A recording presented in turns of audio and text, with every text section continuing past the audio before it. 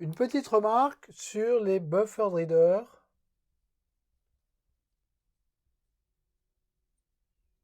Et les buffered writers.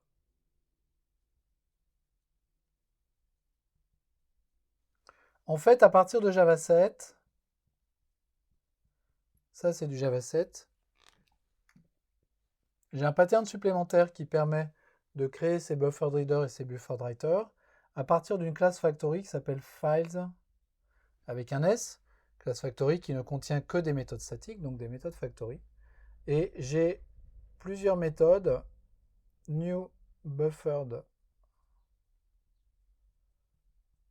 writer et files.new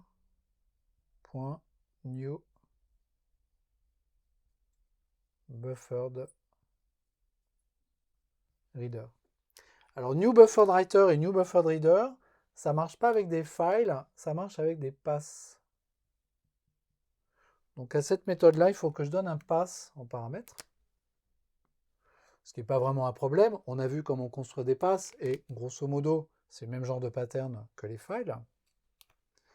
Et le buffered reader, il prend un pass en paramètre et puis il peut prendre un deuxième argument optionnel qui est un charset.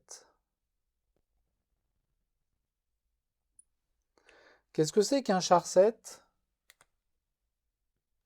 Eh bien, en fait, c'est un objet qui modélise un jeu de caractères.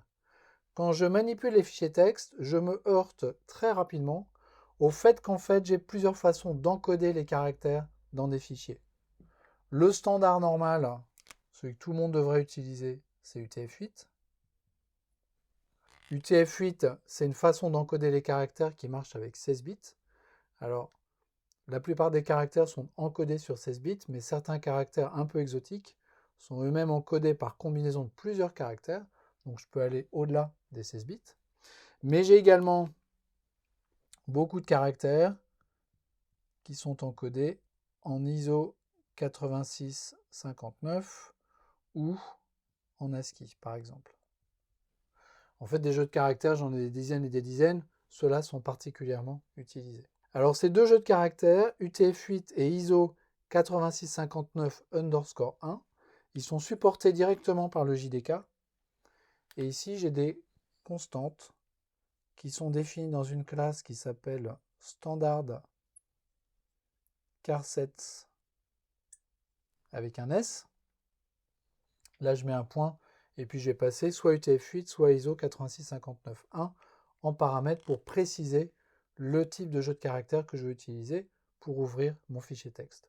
Si jamais j'ouvre des fichiers texte qui sont en UTF-8, je n'ai pas besoin de préciser le charset parce que par défaut, c'est l'UTF-8. Et si jamais j'ai des fichiers texte encodés en ISO 8659 ou en ASCII, là, il faut que je le dise explicitement, sinon je vais avoir des problèmes. Je vais avoir des erreurs, je vais avoir des exceptions au moment de la lecture de ces fichiers texte. Donc ça, c'est le premier paramètre supplémentaire que je peux prendre au niveau du reader, le jeu de caractères, ce qui va me permettre par exemple de lire de l'ASCII. Mais j'ai également un deuxième type de paramètres que je peux passer à ces méthodes, qui sont les standards options.